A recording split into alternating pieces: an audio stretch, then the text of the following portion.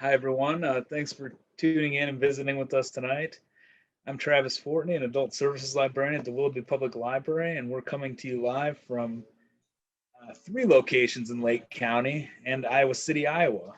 Tonight, we're going to talk to Rachel Marie Crane Williams about her new graphic novel, Elegy for Mary Turner, an illustrated account of a lynching. Rachel is going to be interviewed by myself and Barb Goudreau, a librarian at the Willoughby Hills branch. A reminder, you can keep up with future Between the Lines talks by following Willoughby-Eastlake Library on Facebook or by looking at the events calendar at we247.org. We've got events coming up in the next couple of weeks with novelists Ruthie Thorpe and Lisa Scottolini.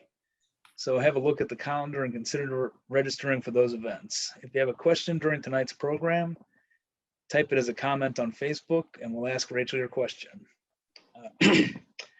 Rachel, thanks so much for visiting with us tonight. I usually start these programs by introducing the presenter and going over her bio, but I thought tonight I'd make asking you about your bio my first question. Can you tell our audience a little bit about your career?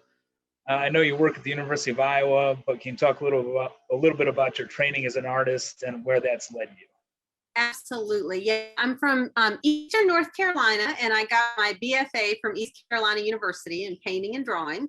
And then I got an MFA in studio art from Florida State University, which intersects with this story of how I came across Mary Turner. And then I stayed there and finished my PhD. And I've been at the University of Iowa in Iowa City, Iowa, working as a faculty member since 1999. So I've been here for a pretty long time. And I'm in the Department of Gender, Women's, and Sexuality Studies, and also in the School of Art and Art History. So cool. So you have some slides to share with us? Yeah, if I can share my screen, I will pull those up right now and we will get started. Okay, so let me full screen it. Can everyone see that okay? Yeah, it looks great. Okay, great. So I'm really excited to be here tonight to share my latest book, Elegy for Mary Turner. And I have to say I have a number of co-conspirators who have made this book possible. So I really want to thank Miriam Kaba and Julie Buckner Armstrong and Charles Tyrone Forehand. All of those folks contributed to the book. And then of course, Jesse Kindig was my editor, and Mark Martin was part of the design team. And then Julia Judge has done a lot of the publicity. And so I also want to plug while I'm here just for a second, Miriam Kaba just published this book called We Do This Till We Free Us, which is absolutely amazing. Everyone should read that. And then if you're interested in Mary Turner, you should definitely order Mary Turner and the Memory of Lynching by Julie Buckner Armstrong, who is really the leading scholar on this particular history. So I just wanted to sort of share those things and just say thank you for having me here. And I also want to thank the Willoughby-Eastlake Public Library. I'm just tickled and really so thankful to be here. And Travis, thank you so much for hosting this. I cannot say thank you enough. And I'm really glad that you have books in your library from places and small presses like Verso, so that there's a lot of things out there and people are really interested in having access to those things. So I kind of want to start off just by talking just sort of with a small love letter to libraries and archives, if that's okay. So without archives, I could never have done this. And I think about archives kind of like quilts. You know, they're sort of like crazy quilts. When you think about history, there's all kinds of pieces, and history happens to all sorts of people. So everyone has a very different view of history. And so without that, I could never have put together this story. And so, you know, I have this story that I love. Archivists and librarians. I was at the Library of Congress in their archives, which is one of my favorite places to go, and had spent the afternoon trying to make this microfiche film work and take pictures, and I couldn't do it.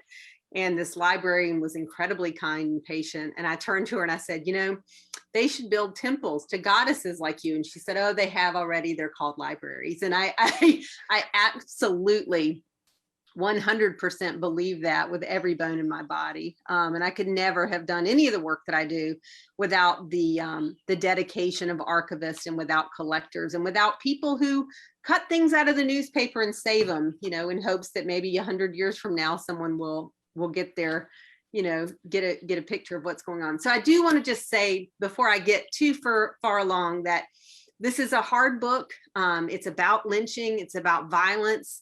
I think if you've got young children, this may not be the story for them. So I just sort of want to let people know to be thoughtful. And this story, you know, I've shared this with a number of different folks and in different venues and in different ways. And a lot of times people's response is just silence. They just have to take it in and think about it a little bit. And so if that's, you know, how this ends tonight, it's okay. I've been there. So I want to, you know, one of the things that people say is, why did you write this? What do you want people to leave with? And I want to share a poem. I'm going to read my book, but I have to talk about a lot of other people that have influenced what I've done. So this is Primo Levi, who wrote an amazing book about his survival at Auschwitz. And he starts off his book with this beautiful poem.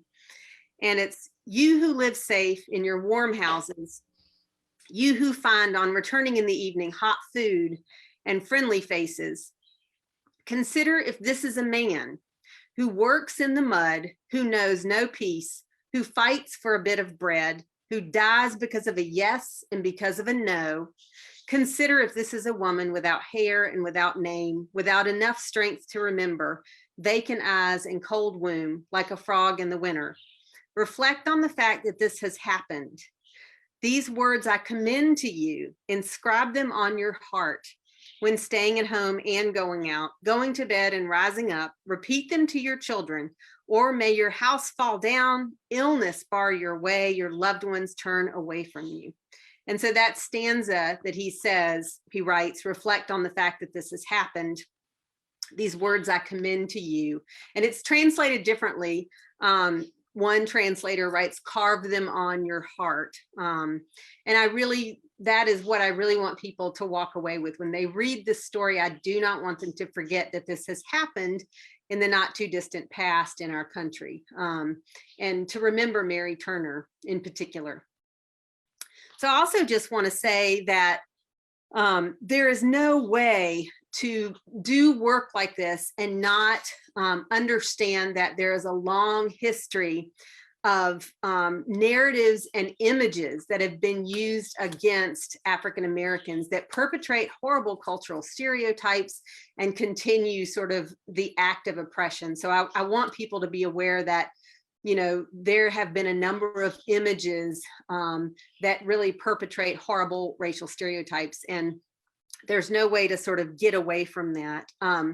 So Julie Armstrong in her book has this one line, and I have to share that as well. She writes, every liberal Southern white girl, that's me, has her scalp finch fantasy. But this story refused to be my sacrificial mockingbird. And that is, you know, I cannot say after doing this work, how much that resonates with me, how much that line resonates with me. And as an artist, you know, I think we have a real debt to society. And so Maxine Green writes, of all our cognitive capacities, imagination is the one that permits us to give credence to alternative realities. It allows us to break with the taken for granted, set aside familiar distinctions and definitions. And I hope that that's what this does, that it allows you to think back and be present in a time when this may have happened in 1918.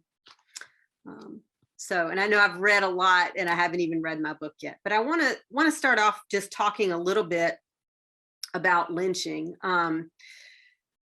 You know, this is an image from 1935, and I cropped the victim out of this image. And this is a really famous image of lynching. You have this young girl. You know, lynchings were public spectacles, and sometimes they were advertised in the newspaper. Oftentimes hundreds of white people would be there to witness what had happened.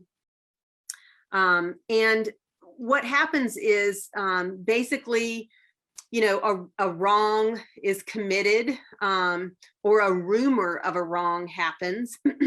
A mob gathers together, they become incensed of this perceived wrong.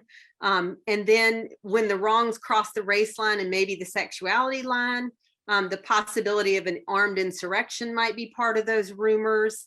Mobs go crazy and they attack and kill people who have absolutely nothing to do with what's happening just because of their particular identity.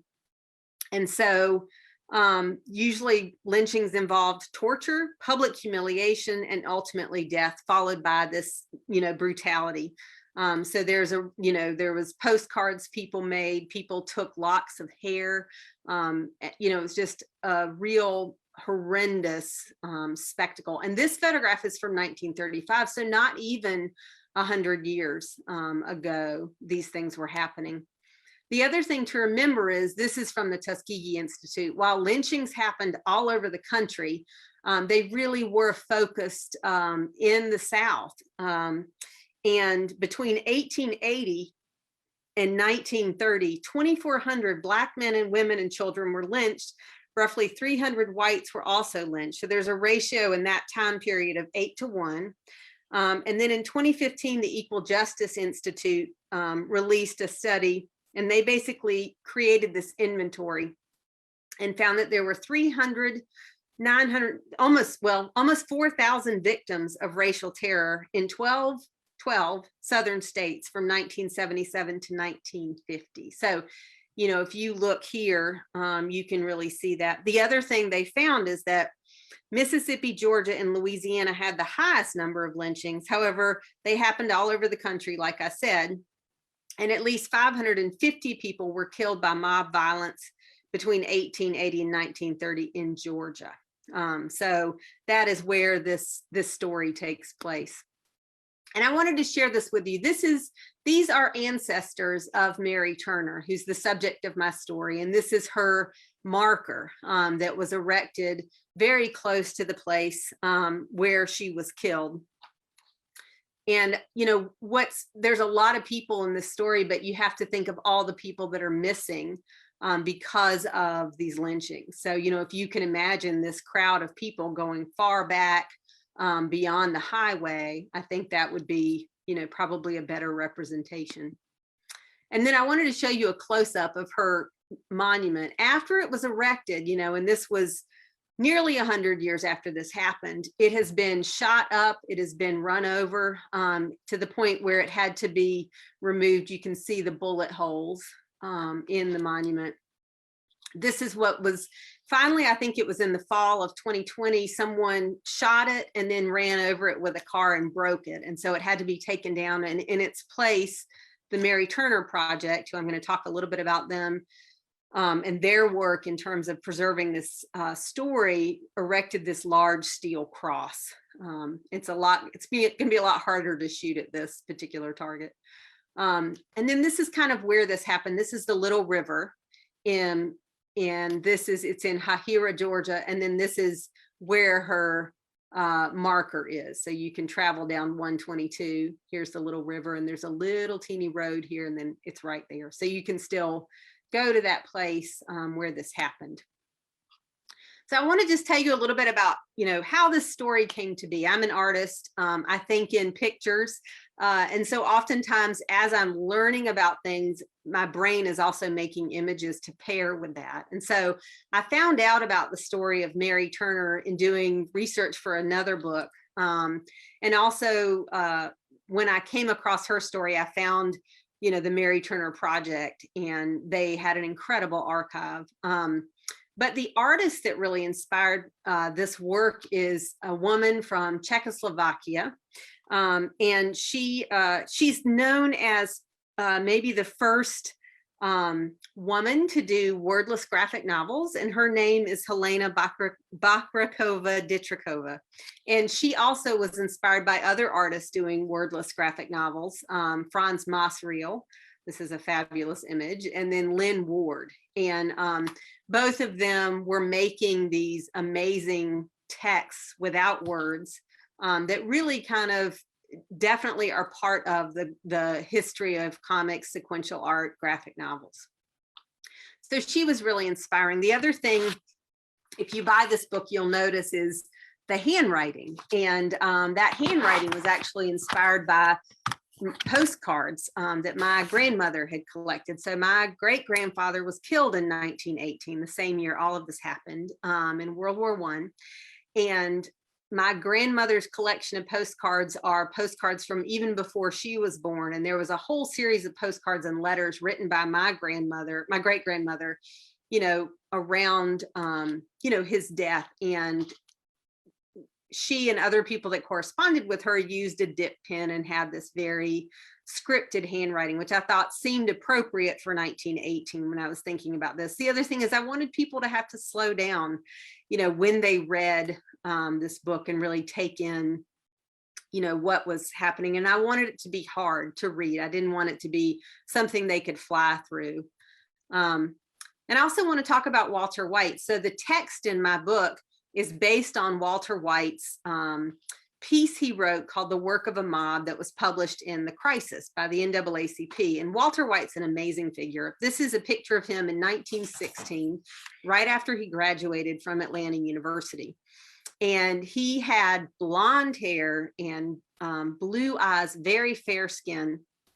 And he ended up working for the NAACP, and one of his first assignments was to go to Valdosta, where these lynchings had happened, and find out what was going on. So he came into town very bravely. You know, I think only someone in their 20s would have the guts to do something like this, and sort of the craziness to do it.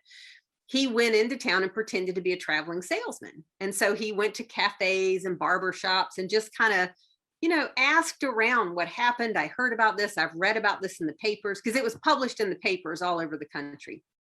And he got the story and found one of the people who had participated in the mob, who then gave him the names of sort of the people who, the men who were the main instigators in this, but, you know, said, I can tell you who they are, but I don't want you to ever tell them that you know me. So he writes all this down. He sends telegrams sort of saying, this is what's happened. And all this happened in May. You can see the date on this telegram is June. So this is pretty fresh. And he ends up getting the names of all these people. And these were men in this area. Their names, you can still see, you know, the names of their descendants, and, you know, they're all throughout there. And these were people, an undertaker was one of them, a person that owned a furniture store. So these were upstanding, well-known, in some cases, well-heeled white men.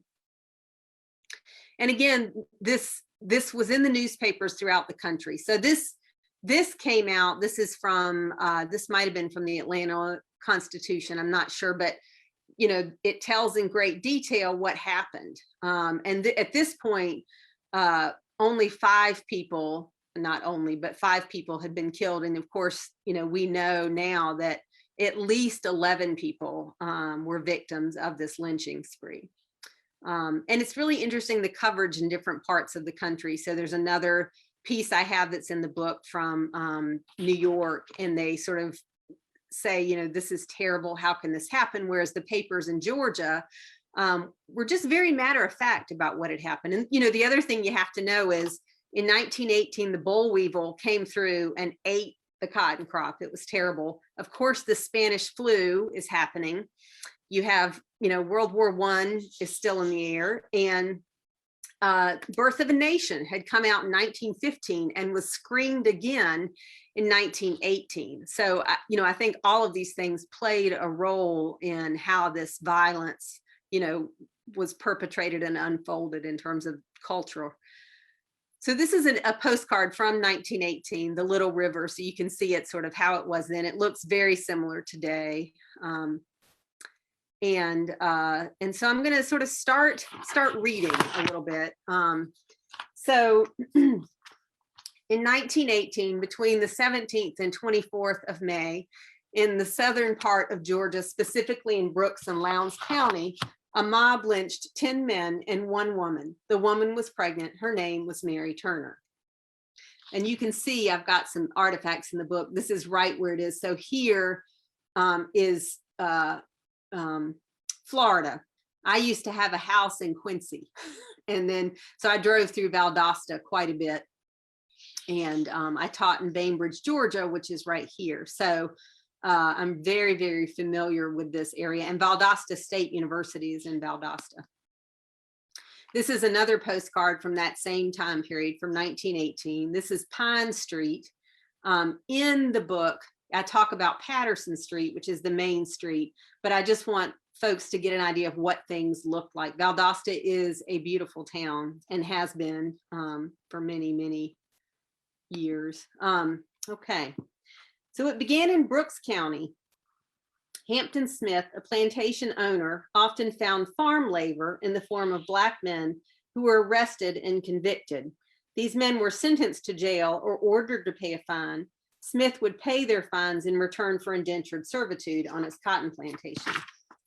And at this time, this is one of the ways that the South sort of made up the lack of labor after slavery had ended. There was a real labor problem where people were like, how do we do this without enslaved people?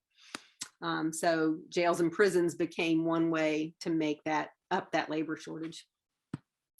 Sidney Johnson, who had been fined $30 for gaming, had worked on Smith's plantation in order to pay his debt. Johnson and Smith quarreled over wages and Johnson's obligations. Smith, a ruthless and unfair employer, physically beat Johnson. Johnson swore revenge. A few nights later, Hampton Smith was killed instantly by a bullet shot through his window. His wife was also struck. The shooter narrowly missed taking her life. The bullet passed very close to her heart. When Miss Smith was shot, she was pregnant. Mrs. Smith recovered from the shooting and later had Hampton Smith's child. So one of the things about this story that's sort of interesting is it involves two pregnant women, one white woman and one Black woman. After the shootings, white men and boys came together from Brooks and Lowndes counties as rumors of conspiracy, robbery, Black men with guns, and cold-blooded murder raced through the community. They formed a mob and began their hunt with a thirst for blood and violence. Now, there's a lot of scholarship on rumors and how rumors contribute to racial violence. And within this story, there are a number of sort of stereotypical rumors. One, there's going to be an insurrection, that Black men are gathering together with guns and going to, overthrow, the white, well-heeled people of town. So that was part of this. There was also a number of rumors about what happened to Mrs. Smith. Had she been raped? That also played a role in this. And so a number of rumors circulated in the wake of the violence that happened on Hampton Smith's farm. And Mrs. Smith is never named. She's just known as Hampton Smith's wife in many of the things that I came across. On Friday, May 17th, outside of Barney, Georgia, Will Head was seized by the mob. Later in the afternoon, Willie Thompson was also seized. Both men were lynched that night in Troopville, Georgia, by the mob. The bodies of the dead men were shot by members of the mob over 700 times. So that's a common thing you will see in lynching, is that not only are people publicly humiliated, tortured, and then murdered, but then there's a number of things that often happen to the bodies afterwards, and shooting, filling them with bullets is one. On May 18th, Hayes Turner, a man who had served time on the chain gang for an altercation with Hampton Smith, was captured and held at Quitman Jail. Now, evidently, he was in trouble with Hampton Smith because Hampton Smith had beaten his wife, Mary. That's one of the things that shows up in the literature. A sheriff and a clerk of court were transporting him to Moultrie, Georgia, when the mob stopped the car and took him. They lynched him near the crossroad of Morven and Barney. His hands were still cuffed behind his back. His body remained tied to the tree branches for 2 days. Curious white people came from miles around on Sunday to look at his corpse. On Monday, the body of Hayes Turner was cut down and buried by men serving time in the county jail. So these were Black men. On that same day that Hayes Turner was lynched, Saturday, May 18th, another man was lynched near Morven. His name was reported as Eugene Rice, and he had no connection to Hampton Smith. A week after the lynchings began, the bodies of 3 Black men were found in the Little River. It was unknown if they were victims of the mob violence or casualties of an earlier time. Their bodies disappeared again soon after they were found. On Sunday, May 19th, 1918, now I want to say this is before Hayes Turner is cut down, Mary Turner, who was married to Hayes Turner, spoke out against his lynching. She bravely called for justice through the courts for his murder. By noon, Mary Turner was seized by the mob. The men who seized her were determined to teach her a lesson. Mary Turner was 8 months pregnant. Mary Turner's feet were bound, and she was hung from the branch of an oak tree near the Folsom Bridge over the Little River. The mob doused her in gasoline and set fire to her body. When the fire had burned away her clothing, a man took a large butcher knife and slit open her pregnant belly. The child fell from her open, empty wound to the ground. The baby cried out, and a man stepped forward from the mob and crushed the newborn's fragile skull with the heel of his heavy boot. Finally, the mob of men and boys shot at the corpse of Mary Turner, filling her burnt, bloody body with hundreds of bullets. And I will say that Charles Forehand, who is the great grandnephew of Hayes and Mary Turner, wrote a beautiful piece for this book, and he describes it based on the way his family passed down that story. And you know, it's really something. So I would urge you to read, if you are able to buy this book, to read that portion of the book. It's incredibly moving. White residents knew of the violence and death. Many were upset, some were ashamed, but they had pies to bake. They had hogs to feed. Their lives moved forward. They minded their own business. On Sunday, they prayed. Some spoke quietly to each other. They felt fear and shame. A few felt like it was all part of the natural order. They had the responsibility of dominion. They had to protect their women and the purity of the white race. The Black men, women, and children tried to avoid the notice and anger of white vigilantes. They had spent generations living in a climate of intense terror and fear. They knew they could never let down their guard.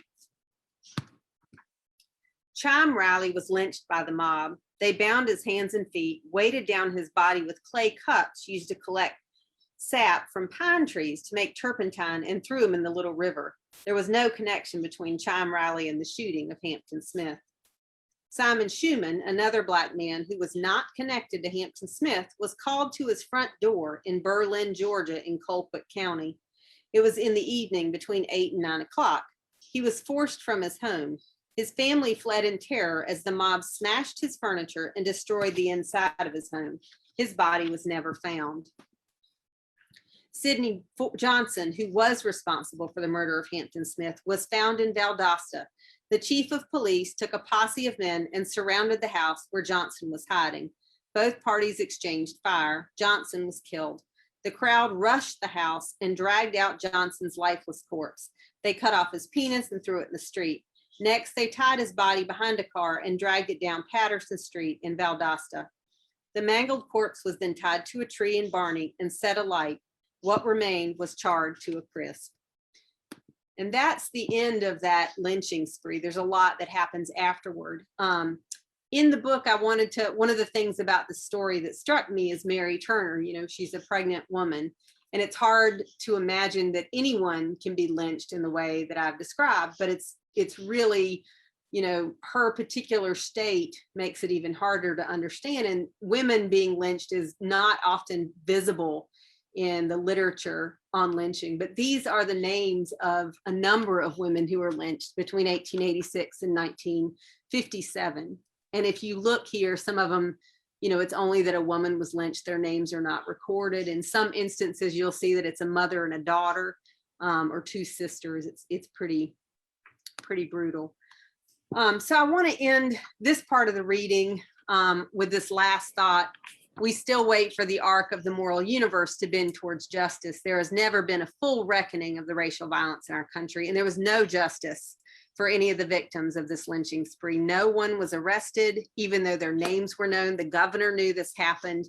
It was a well-known story, but no one was ever arrested or tried for these murders. So, so thank you. Travis, I didn't know if you had questions you wanted to ask, or we've got a lot of questions. I've got questions, and so does Barb. So okay. thank you for taking us through so much of the book. That was great. I was maybe going to save this question for later, but since it's right out there, and since you covered so much of the material already, I'll just ask. The subject matter of the book is so brutal, obviously, and so, terrible. I mean, it's got to be one of the most terrible stories you could hear or read, I guess. But like reading the book and knowing what was coming, knowing that climactic scene with Mary was coming, I felt like it could have been. I wondered if what the impulse for you as a artist was there, and how hard those scenes were to convey, and if you pulled back a little bit to make it, because to me this is a very brutal story, but the way it's written and the way it's conveyed with the drawings, it would almost be appropriate. I mean, it'd be a very hard thing for like a kid to face, but I could see almost like middle school or high school age kids reading this stories and, in an educational way. Mm-hmm. So I was wondering, what did you think about as you were conveying those scenes, and what did you think about for the audience of this book? Who do you see the audience of this book being? Yeah. It's a great question. And, to be really frank, so part of my time I've spent working as a doula. So I don't know if you all know what a doula is, but it's basically a birth companion. I've employed doulas before, so. Great, employ a doula.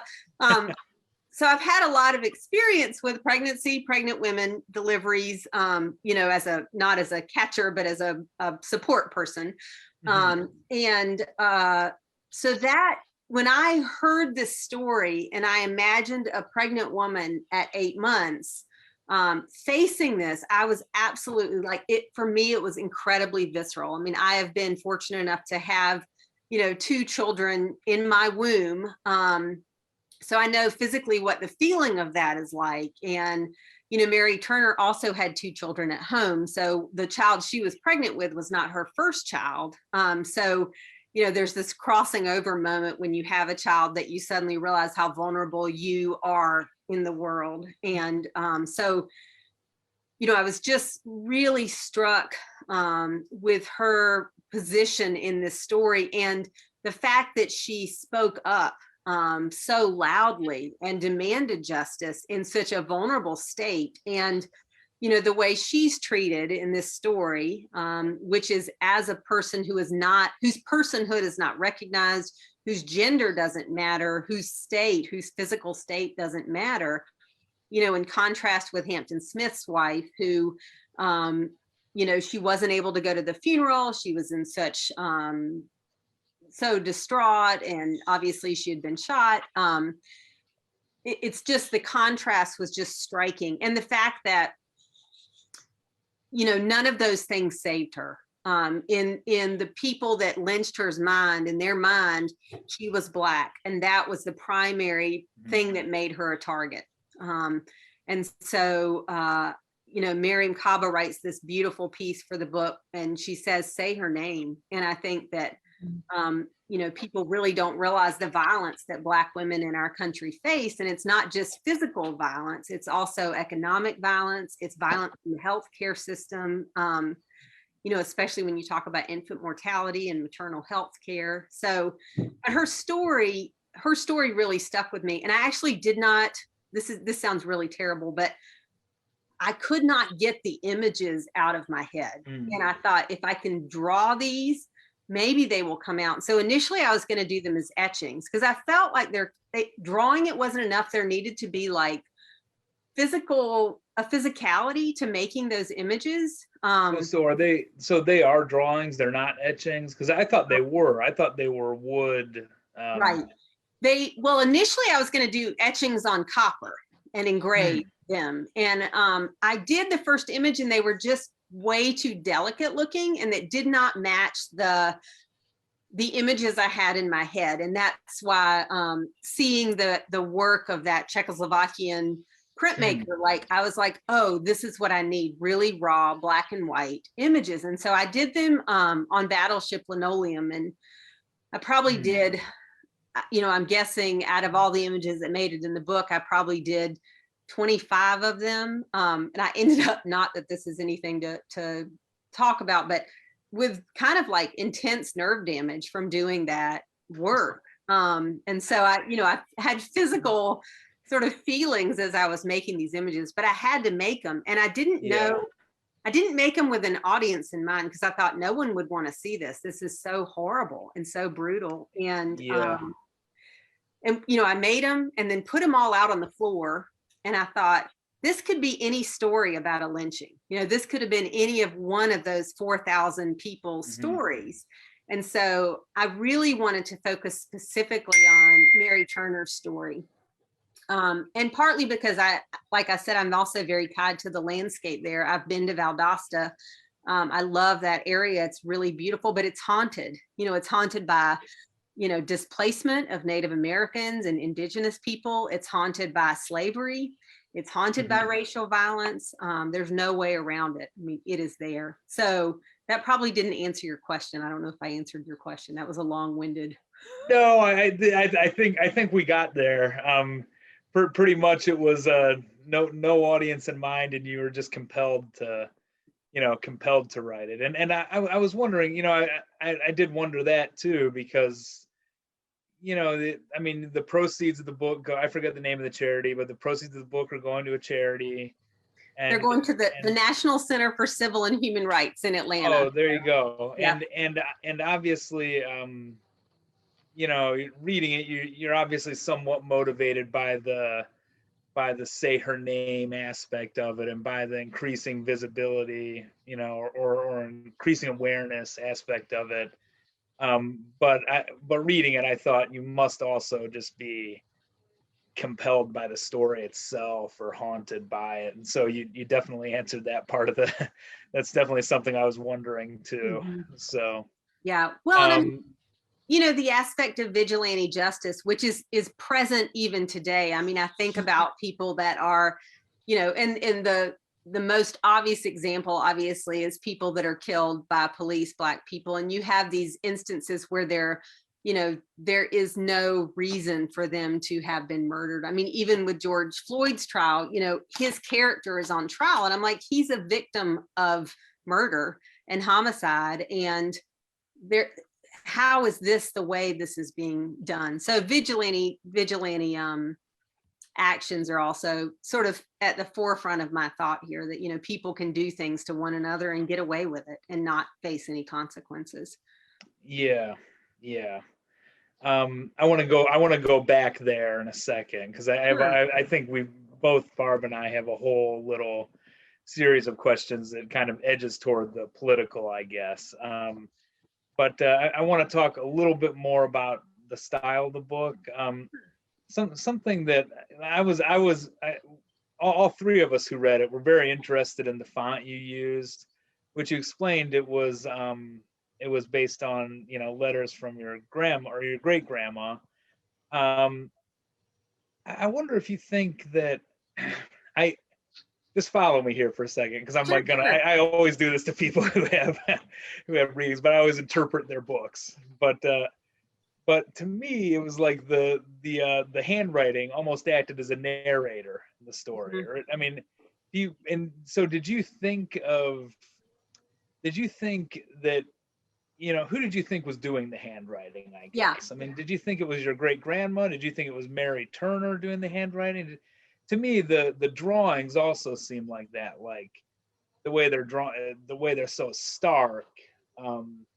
and almost the style of the drawings is almost painful or something, and it seems like this kind of crying out to be heard or something. And I'm wondering if the font, intended to convey that too, or that Yeah, you can also just say sounds good. What I don't know. no, and it's actually a really great question. I love the way that you posed it. Who is narrating this book? And it's a really tough question. And I honestly haven't figured that out yet, to be really honest. At one point when I was making, finally thought, okay, I guess this needs to be a book, not just prints. And I had found this day journal from 1918 that was blank. And so, I love to go and peruse like junk stores and eBay and look for things just that are from that period of time, just to really get a feel for, what the materiality of what 1918 was like. And so there was a point in there when I had sort of a character, very subtle. I was thinking of a white woman recording, sort of doing her daily journaling. That would have been very matter of fact. Oh, 2 people were lynched today. This is my recipe for chocolate pie, because in that period of time in the South, as a white person, you could have had that very disinterested, ashamed, but disinterested point of view, or just this is, this is like the circus. I mean, and it wouldn't have been, there might not have been shame attached to it. It might have just been like, yes, this is the natural order of things. This is how dominion works. And again, remember, that's the Bible Belt, and Christianity has also played a role in the way that people sort of thought about dominion and thought about who was cursed and who wasn't. So the narrator, in terms of, really, it's Walter White's, when you read the work of A Mob in the Crisis, it's just the facts. I mean, it's unemotional, it's unvarnished, and just the story itself, you don't need to, maximize it with adjectives. I mean, just what happened is really horror enough, I guess, is what I would say. And so that was something I wanted to be mindful of. Yeah, and that article is available on the Mary Turner, maryturner.org website, or the And if anyone's interested, I read that just today too. It's very like you said, matter of fact and powerful. So that they've done an amazing job of collecting things. You can see the newspaper clippings. You can find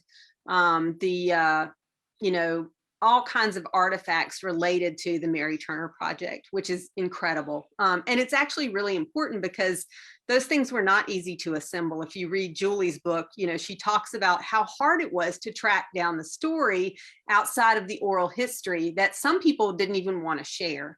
There's a lot of shame around that at this point. Oh, I would imagine. Yeah. And I mean, how did you, I'm going to hand it over to Barb here, because she has questions written down and she's going to go first, but I have one more question, and then I'll hand it over to Barb, and then I'll come back. What did you think about including the names of the mob members in the book?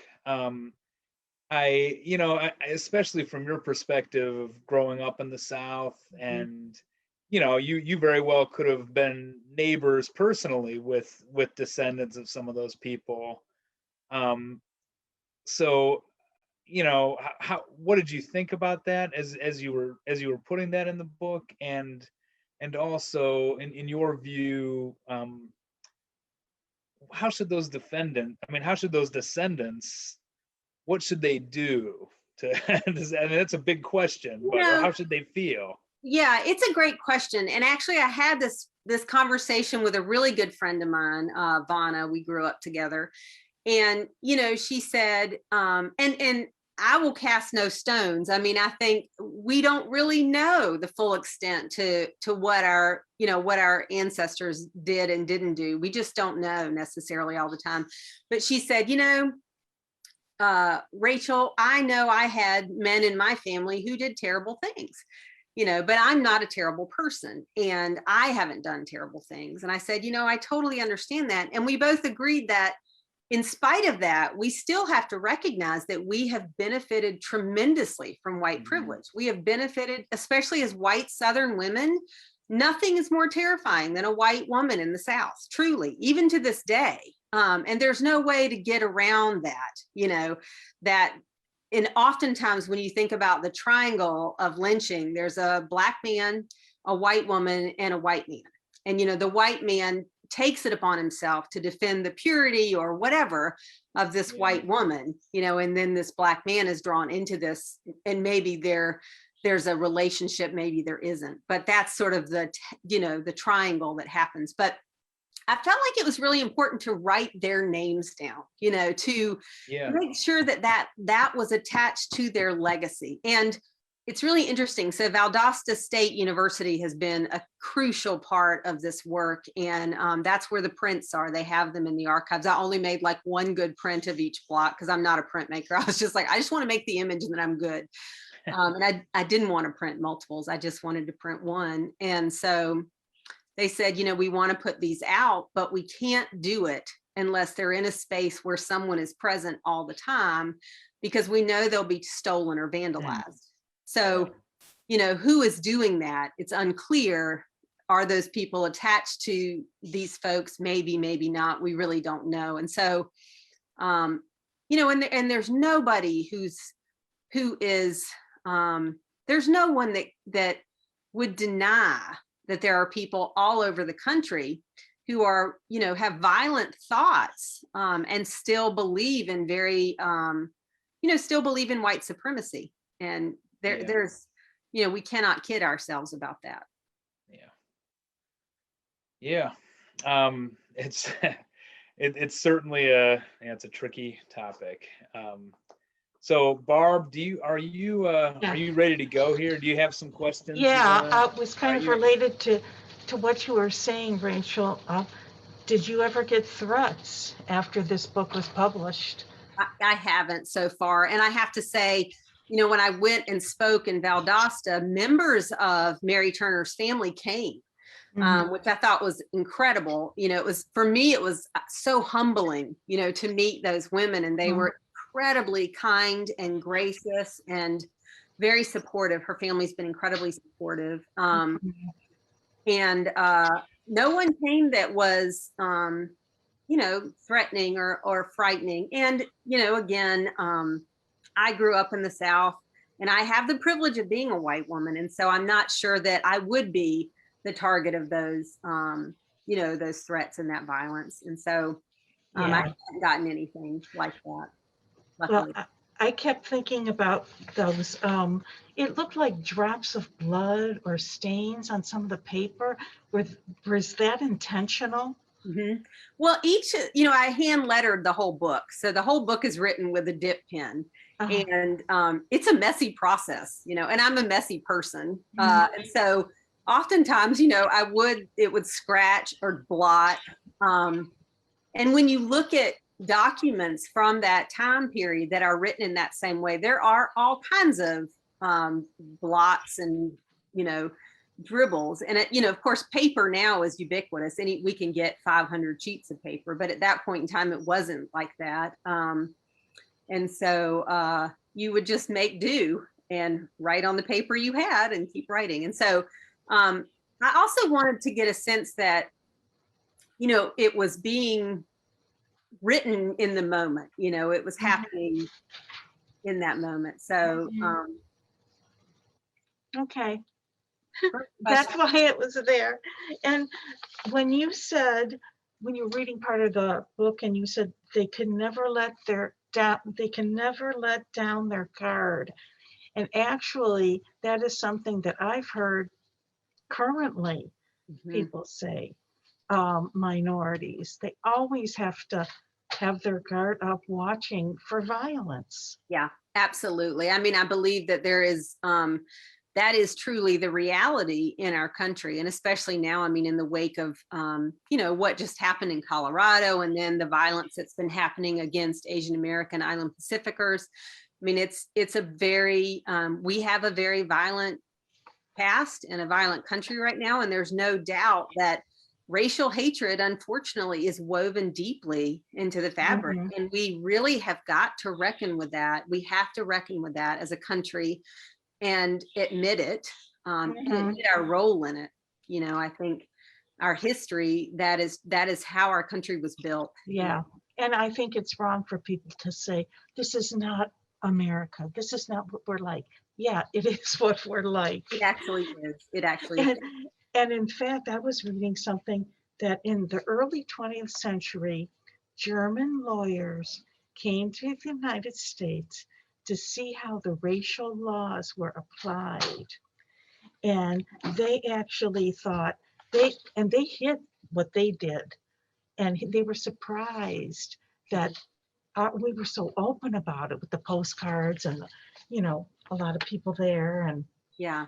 If you have a chance to read Isabella Wilkerson's book, Cast, it's excellent. Yes, I did. Yep. And she does a great job of talking about how, you know, the Jim Crow, you know, laws and laws that happened after, you know, Reconstruction and the Black codes, how those were actually used in some ways as patterns for what happened, you know, with the Nazis. And people, we have to reckon with that we have produced this. We put this into the world. Yeah. I thought that was, I was really shocked by that. And you said you I was just going to say one other thing that's interesting about what happened with Mary Turner's, you know, that history is that there was this idea that the Huns were in league with Black people at that point in time. And that was also, and that's a typical rumor that circulates as well, but that they had done this to sort of overthrow our country. Oh, okay. Okay. And you said you made 25 prints. Did you edit things? Were there things you edited out of the book?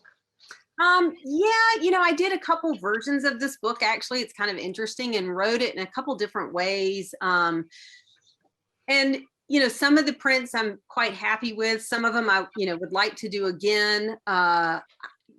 And I worked, you know, I thought a lot about the images before I carved them. And anyone that's a printmaker will look at this and be like, she's definitely a painter. She is not a printmaker. And so, you know, it's very hard to make it sort of a pure printmaking document. It's definitely not. But yeah, I mean, I think I didn't edit the prints per se. They are as they are, but I definitely added to them in some instances.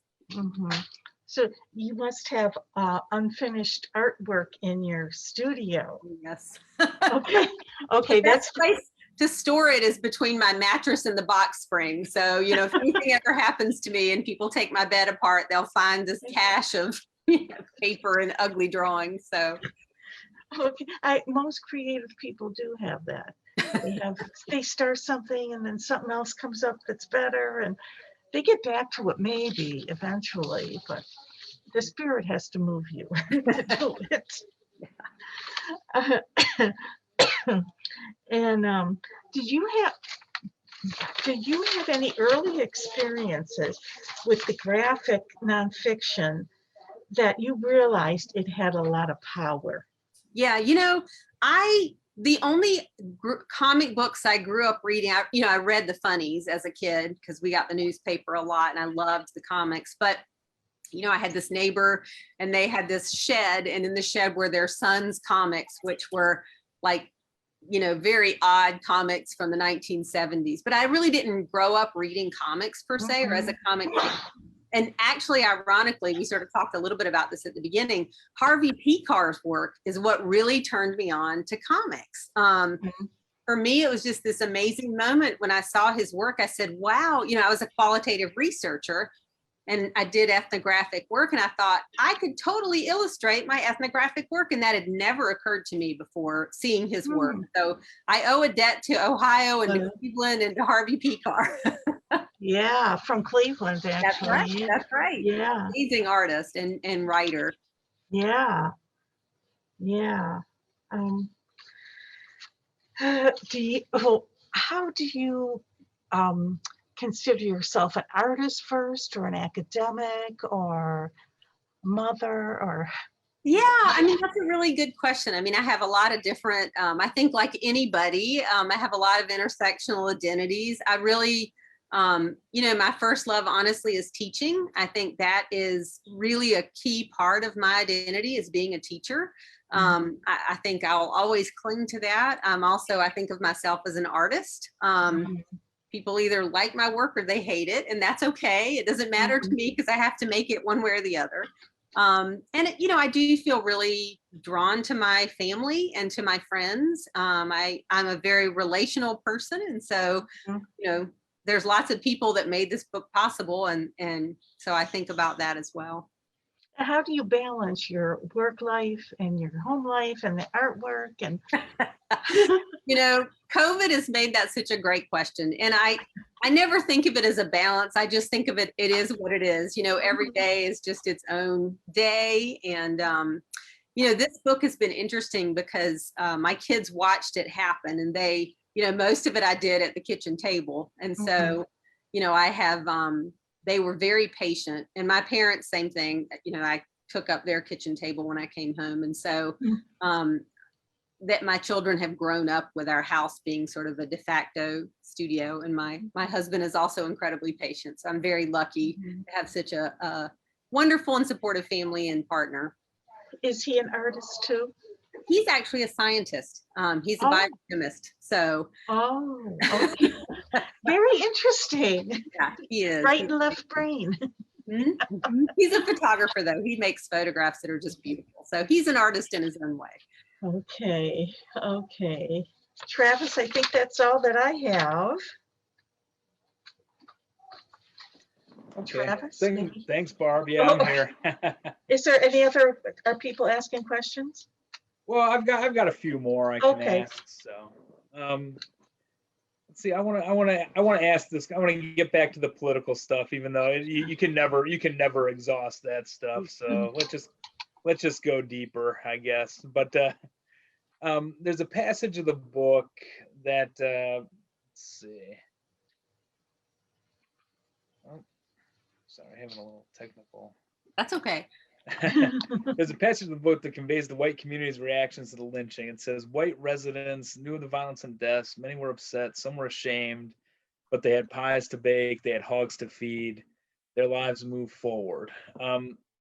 To you, what's different about the white community's reaction today to, with the Black Lives Matter movement, et cetera, around the death of George Floyd? How much has changed since, because you were talking about George Floyd earlier, and I was thinking about this passage, and I was thinking, boy, so much has changed. But then I was also thinking, boy, I haven't really followed the George Floyd trial, and certainly my life has pretty much gone back to the way it was. I mean, the world hasn't stopped. I mean, do you think we're complicit just in the act of moving forward? I mean, I think question, but I do. I mean, I think all of us are, and I think it's really it's one of those really tough things. I mean, people are honestly the worst animals. They really are, and as a species, we are horrendous to one another, to the environment. That particular passage for me, I just wanted to contrast. You imagine someone like Mary Turner, her husband's disappeared, he's been lynched.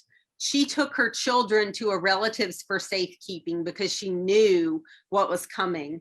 I imagine all of the fear coursing through her body that weekend, right? But then I also imagine women, probably less than a mile away, thinking about what are they going to make for the Sunday potluck, and, knowing that their carriage is going to go right by, or their car is going to go right by this body. They're going to have kids in the car, but it's no big deal. It's just kind of part of the scene, and that there's not, and the poem that I shared with you in the beginning is the same sort of thing. If you go home every night and you've got food on your table and you have happy faces there to see you, don't forget that violence is happening all the time, and that, we have to remember this. We have to keep it in the forefront of our thoughts. And, you know, I know with the Black Lives Matter movement, one of the things that a number of people pointed out is that the protests, you know, there was a variety of faces in that crowd.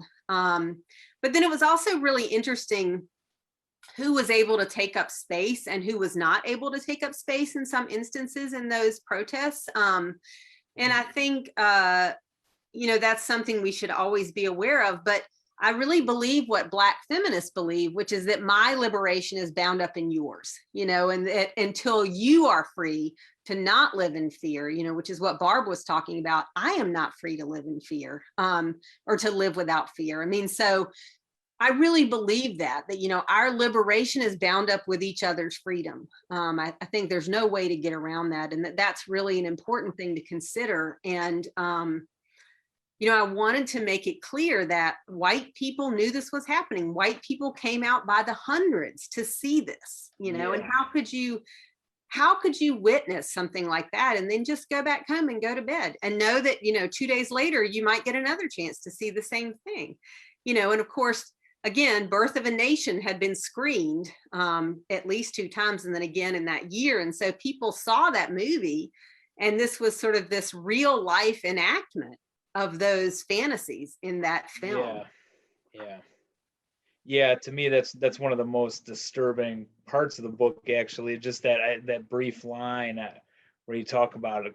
I think 200 people witnessing it or something, or maybe that was even from one of the introductions or afterwards. I'm not sure, but yeah, it's very, very disturbing that so many people could just watch something like that go on. But well, I mean, even the artifacts of lynchings in this country, you know, there were photographers that were there, not necessarily to document it as a like, let's make sure we know who's in the crowd, this is a horrible thing, but to document it for profit.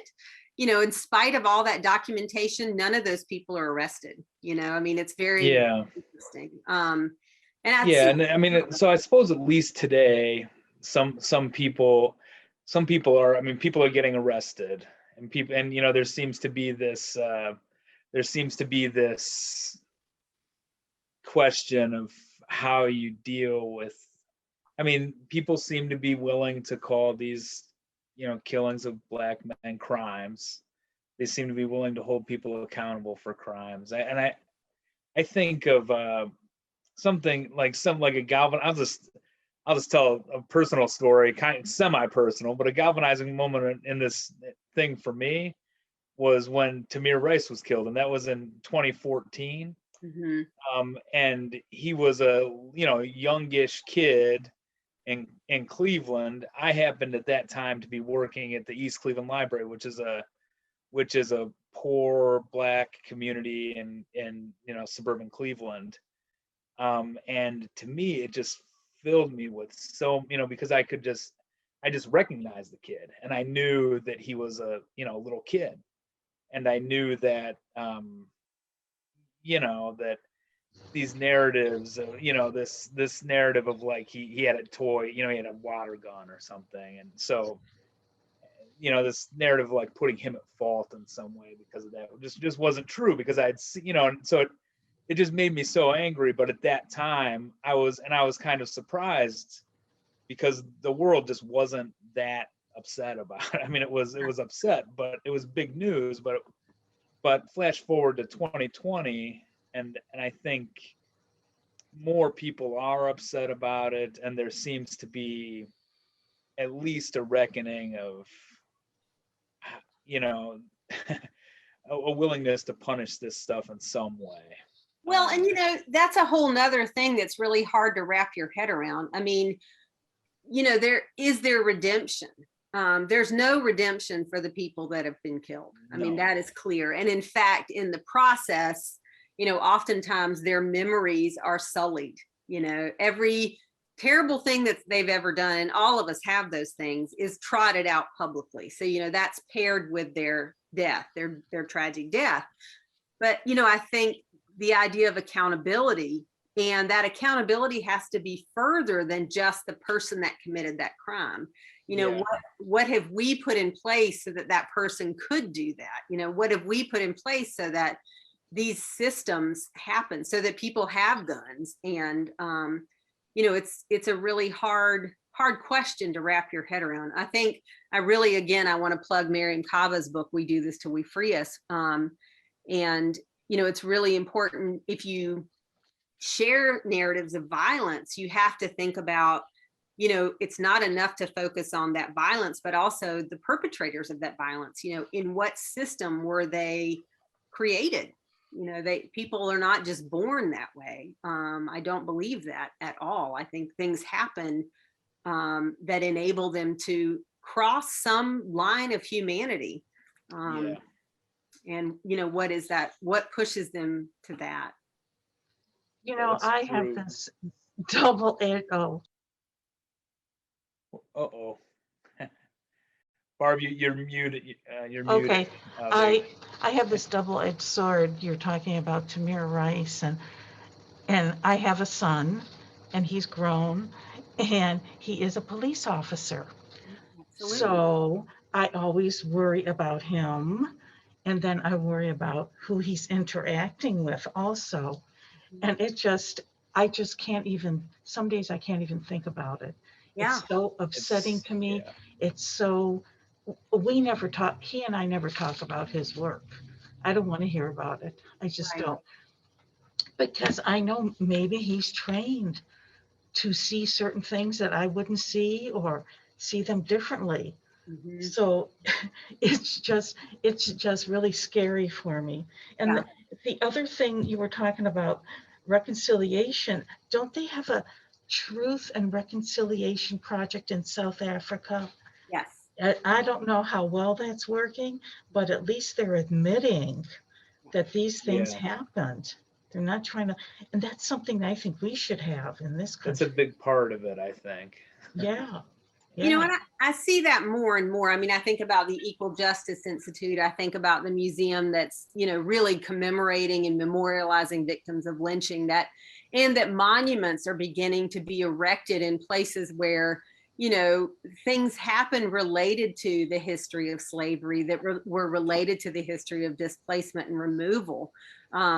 You know, and that those places are being marked, and marked not only physically but sort of geographically in our consciousness. And you know, I'm hopeful. I feel like, again, as a teacher, I'm really dedicated to helping students understand the history of our country. I mean, I did not know this. I did not know this history. I mean, I went to school an hour and a half from there in a graduate degree program, and you know, of course mine was not in history, it was in education and in art. But you know, the fact, like, everyone should know this story. How could we not know this story? Anyone that drives through Valdosta should know this story.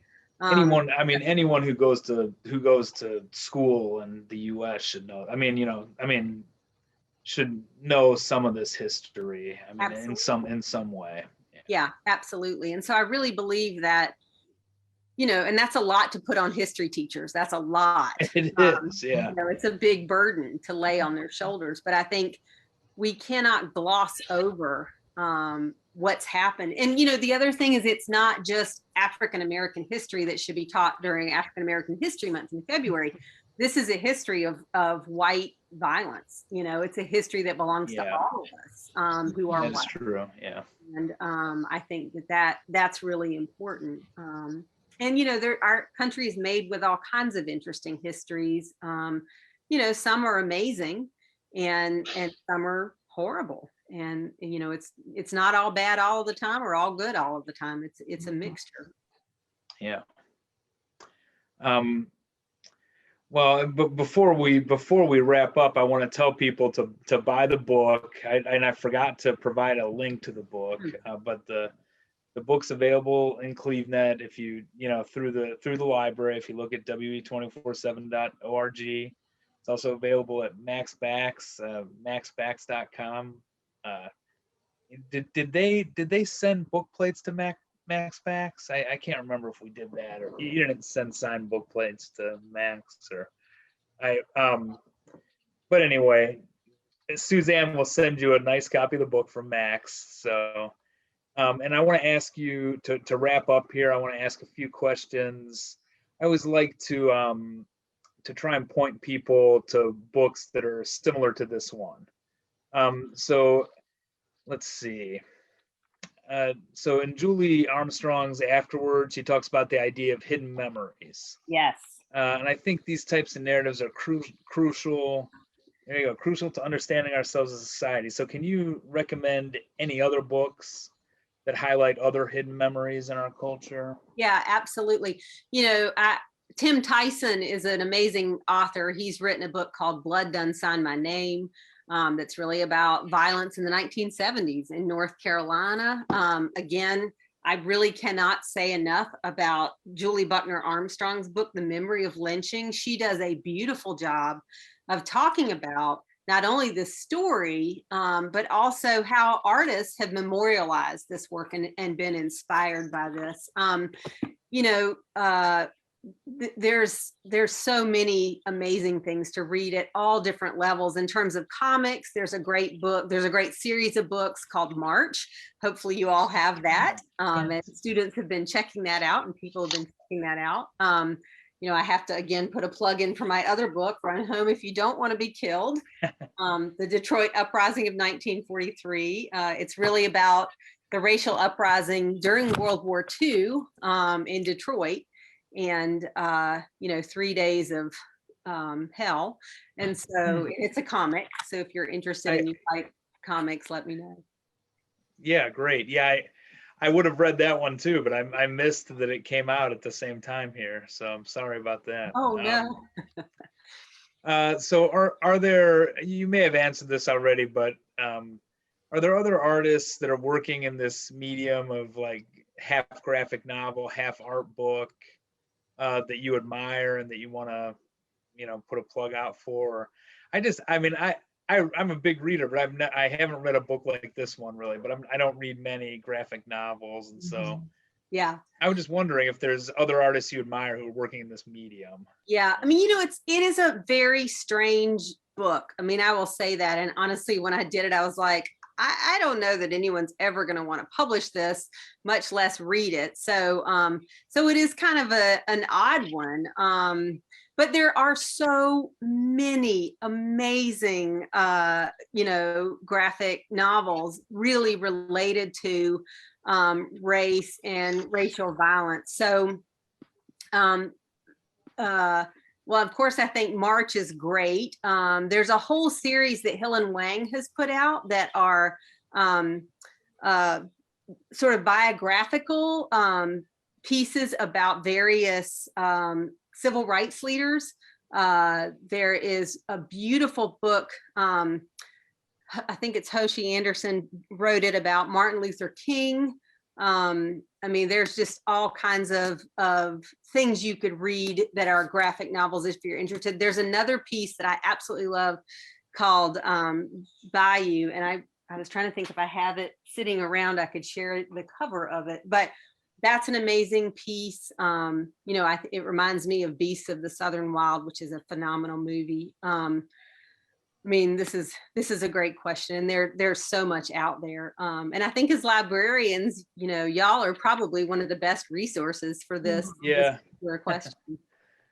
Yeah. Well, I appreciate the answer. That was a good answer. So, let's see. That's oh, well, I usually ask people what they're working on next, but you told us what just came along with this one, the new book. So, yeah, I'm actually working on another illustrated book about this young boy who was enslaved in North Carolina. He was 13 at the time, maybe 14, and he was about 45 minutes from where I grew up, and he ended up escaping through the Dismal Swamp by himself. It took him 3 days to get there, and ended up with Union forces, and then eventually went to Maine, also a place that I lived as a child. And his story about escaping through the Dismal Swamp is incredible. It's an incredible oral history. David Siselski sort of has been putting these things on his blog, and that's where I found it. And so I'm doing a sort of an illustrated piece for that. And I wouldn't say it's a children's book because there's sort of an alternative narrative based on the narratives of enslaved people that were taken as oral histories in North Carolina that are, obviously quite brutal. So that's kind of what I'm working on right now. And I'm hoping I'll have that done in the next couple of years. I'm painting it in, these full color, rich watercolor paintings. So, that's kind of what I'm doing. And I Well, hope you give a TED talk sometime. Oh, I really do. This is great. oh, well, you all asked such great questions, and I just can't say thank you enough for this opportunity. I just feel very, very honored to be with you tonight. Thank you so Thank much you. for visiting with us. How did it go? First book talk is over. So you thought, see, I told you it was easy. Right. Well, you made it easy. I mean, you all have been incredible and supportive hosts, and I think you've done a great job of sort of coaching me and getting me ready to do this. So I can't say thank you enough. And again, another reason to love librarians. So like I needed more, but I really appreciate this.